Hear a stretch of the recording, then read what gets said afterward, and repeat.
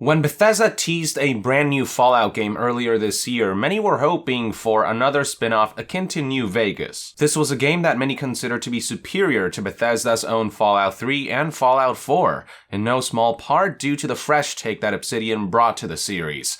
The setting they chose exuded a ton of unique personality. The storytelling and narrative felt like it had that Obsidian touch of nuance and complexity. The implementation of factions became the highlight of the experience, and it was an all-around awesome game that many fans of the series quickly grew fond of.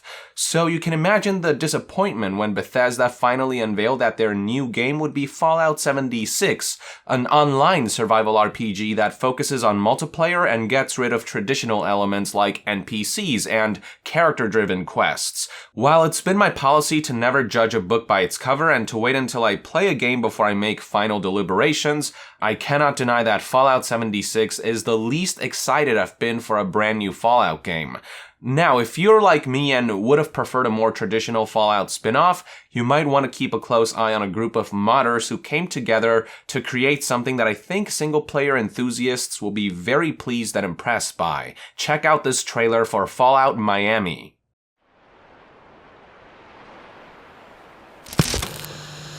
The rolling sea, moon over Miami, shine on as we begin a dream or two that may come true when the time comes in. This place used to be paradise. Now you got these young kids from up north with their souped-up cars. Don't even get me started on those slaver schmucks. But people out here survive. Some folks scavenge, others steal. The good ones band together, form communities for protection. Miami's a tough place. If it's not the gangs or the gator claws, it's the damn sandstorms. Or something much, much worse.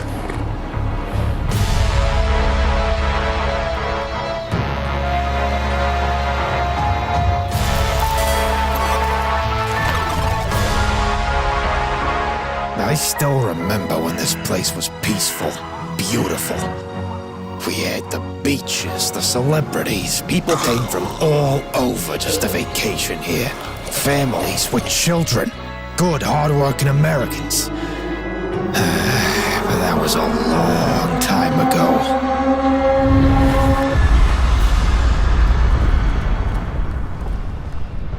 Just do yourself a favor. Don't go near that building. Something strange is going on. And I hate to say it, but this might be the beginning of something big.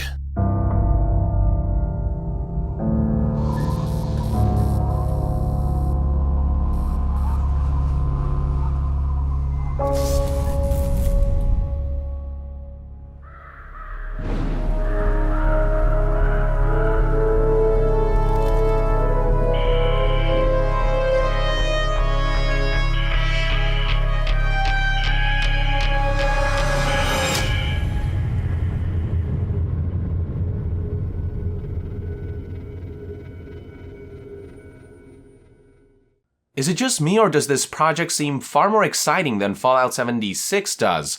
I mean, it should count for something that in a mere 2 days, Fallout Miami's official trailer has garnered over 2 million views and counting.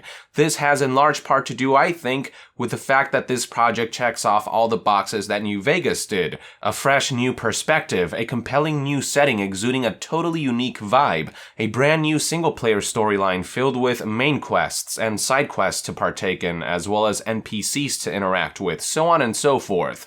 More details on the project can also be found on Fallout Miami's official subreddit, where pinned to the top is an official Q&A post. It begins by providing a brief synopsis of what Fallout Miami is exactly, which reads as follows. Fallout Miami is an upcoming new world mod for Fallout 4. Players will journey to the post-nuclear vacation wasteland of Miami Beach and experience a story of the ideological struggle between order and freedom. Moving on, the post discussed the game's setting, stating the following.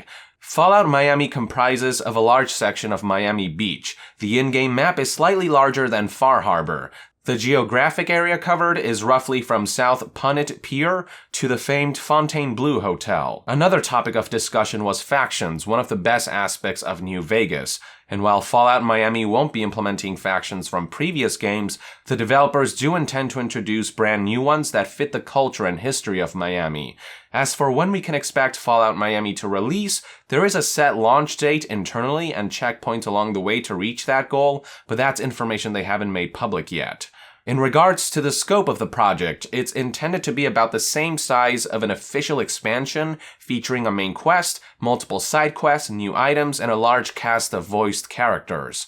In other words, don't expect this to be on the scale of something like New Vegas or any of Bethesda's mainline projects, but it will still be a substantial piece of fan content. As stated before, Far Harbor is a good benchmark for the scale of the world and the density of content. The last few bullet points discussed how Fallout Miami will only be available on PC, that you need all of Fallout 4's DLCs to run Fallout Miami, that Fallout Miami takes place in the late 23rd century at around the same time as Fallout 4, and that you don't require a new save file to delve into Fallout Miami, as the mod is meant to be a continuation of the Soul Survivor story, so it's not purely an isolated project, it's seemingly intended to have ties to Fallout 4, almost like a fan expansion.